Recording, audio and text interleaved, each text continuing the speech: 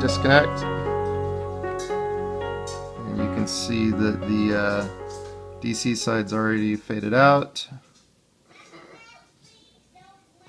And the SJR looper side's continuing to run on. Okay, so this video is a re-upload. I deleted the previous video, and in the previous video I explained this is really a response to some questions I had. I do read all the comments, emails, etc. And a lot of folks were asking that I do an experiment where I run LEDs on direct current and adjust the current draw with the resistor so that the current draw is the same and do a comparison between the two. So this video is that setup.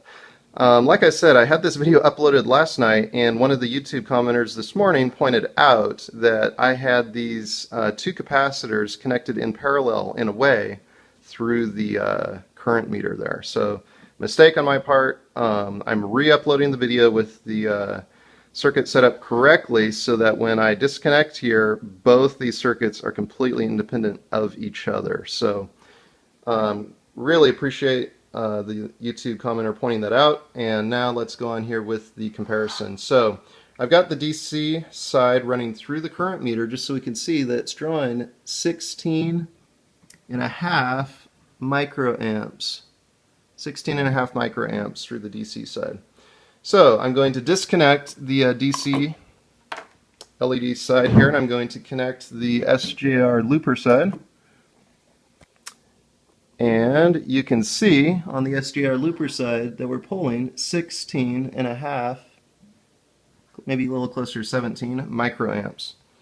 So same current consumption on both sides here, and that's important for this test. So, and I can adjust that very accurately with this. So anyway, let's go on to the part 2, and for this, so that it's clearer than the previous video, I'm going to disconnect the meter completely. So the meter is out of here. I'm going to make connection here with the two circuits, and then I'm going to break these both free at the same time. So right now they're both connected, and you can see them both glowing along there. And I'm going to disconnect now. 3, 2, 1, disconnect. All right, both disconnected. You can see the clip leads separated very plainly there. And you can see the this one fading out already in the little race here for longest run, and you can see this one here running on, and it just faded out as well. So very, very fascinating. Let me do that again. So we got both circuits connected here to the 9-volt battery, both using the same current draw. And again, I want to point out that the SJR looper is significantly brighter in appearance, and it actually makes a functionally brighter light. I would like to try to miniaturize a 3D printed flashlight with a smaller pot core in it that has a similar effect and get a functional light output for a more efficient LED flashlight driver. But anyway, I've got them both disconnected here. Again, these are film capacitors, so we can get a more accurate duration test here. If these were electrolytic capacitors, we'd be dealing with dielectric absorption and other issues like that. So anyway, I'm going to break the circuit here. They're both broke.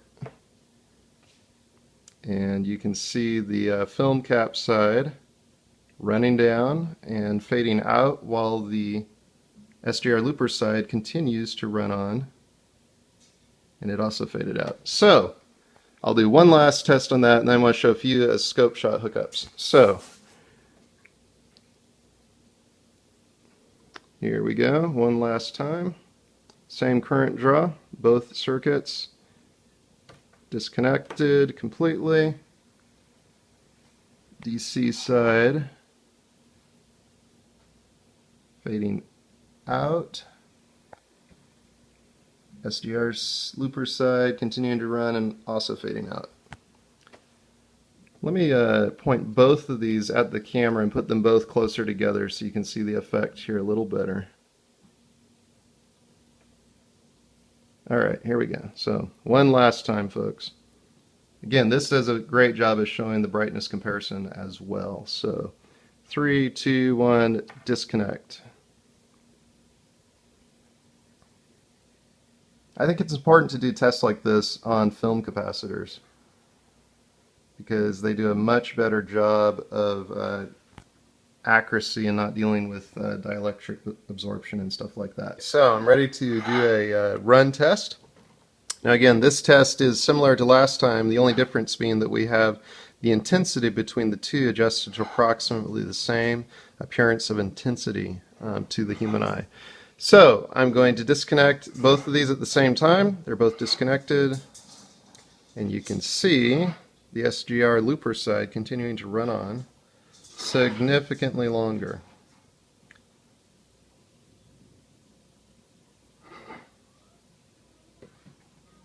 Alright, it just faded out. So I'll do that once more. So this test is the same as the last one, but instead of having them both adjusted to the same current draw, they're adjusted to the same apparent intensity. Disconnected. You can see the rapid fading out on the DC side. Okay, so in this portion of the video I just want to show the waveform at different points on the circuit. So you can see I've got my scope probe set up here. I've got this on the negative, and now I'm going to probe around at different points. So the first point I want to show is between that and the base. So I've connected the probe here to the base. This comes over here from the base, and this is also the line that goes out through the load. So it's coming over here to the load. This is before the load.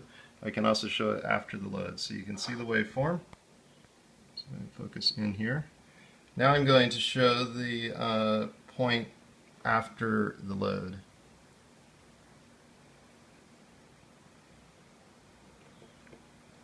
There we go. That's the point after the load. Now you have to make sure that these LEDs are connected in the right polarity to get this type of a performance. So if you hook them up one way, you'll notice that the current draw is much higher.